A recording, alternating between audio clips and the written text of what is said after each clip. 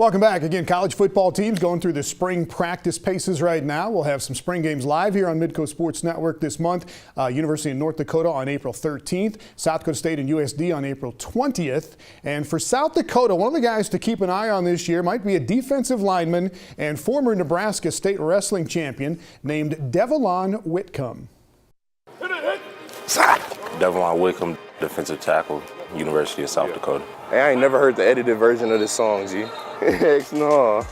Grew up in north side of Omaha, Nebraska. Was put into wrestling around the age of like 4 or 5 and just been in and out of wrestling ever since then. Started football when I was like 6. He talking about any blitz or he talking about just straight?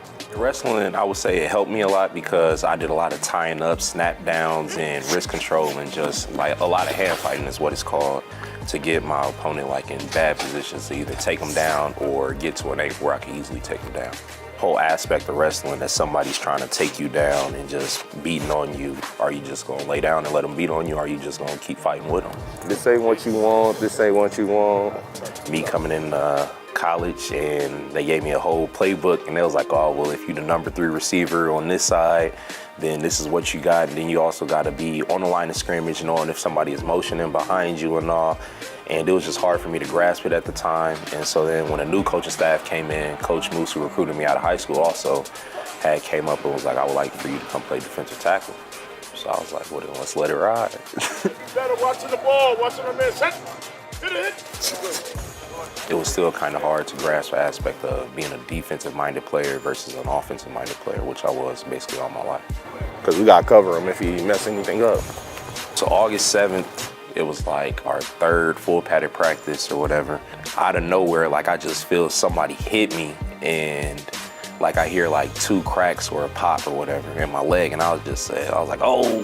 I had a meniscus tear, and then I had got 2 screws put into my femur. It was like right before position meetings when he told me that I was out for the season. When he told me that, it was like my heart dropped. Because I'm like, I'm excelling in my position, I'm doing everything right. The coaches is praising me for what I'm doing, telling me what to work on. I'm taking everything in from what they saying and translating it to the field. And I'm just looking forward to the season, and I can't even take a snap. I can't even think about taking a snap. I would say my first real test back on my leg was our first padded practice. I remember like we were sitting on the field and I would always turn and look for Ian or a trainer, like, all right, am I good to do this? Like, even though that the doctor cleared me, I'm like, I don't want to mess nothing up. And so I go out there and I win my first one-on-one. I'm like, oh yeah, I'm back. Like, this feel good. Kool-Aid. I chose USD because it was real close to home. Playing football and having a lot of little cousins that look up to me, I would like for them to see me play on the collegiate level. So 1.5 to 2 hours away ain't that bad of a drive for them to come up and see me play. Boy, this is the longest jog ever. I play for everybody who's not able to do something. So whether if that's my father who passed away when I was 6, some of the friends I done lost growing up, I just got like a lot of little cousins that look up to me, and it's the best thing, but it could also be the worst thing, because like if I feel like I take something off or I don't do something right, I'm letting them down, because all they know is that they big brother, they big cousin Devalon is in South Dakota playing football. Like my little brother Curtis will come here after the games and he'll just be running around. I'm going to South Dakota, I'm playing football like my big brother.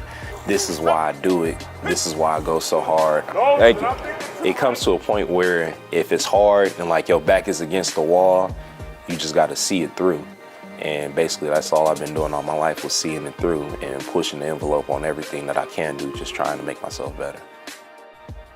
All right, I wanted to keep an eye on this fall at USD. And one terrible bit of news in local college football tonight. Our thoughts are with the University of Sioux Falls after one of their players was killed in a car crash in Sioux Falls in the early morning hours on Sunday. Courtney Bean was a wide receiver. He was a junior college transfer from Oakland, California, had just joined the USF program. Police say Bean and a teammate were in a one-car crash on 49th Street in Sioux Falls. Bean died at the scene. The teammate was injured but did survive. We'll be right back.